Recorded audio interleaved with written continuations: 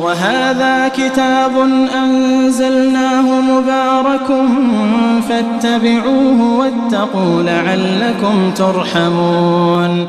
أعوذ بالله من الشيطان الرجيم.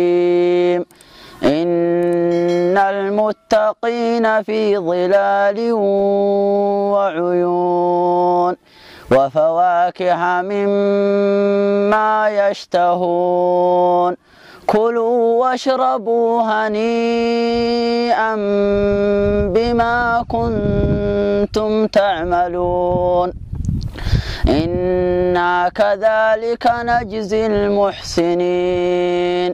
ويل يومئذ للمكذبين. كلوا وتمتعوا قليلا إنكم مجرمون. ويل يومئذ للمكذبين. وإذا قيل لهم اركعوا لا يركعون.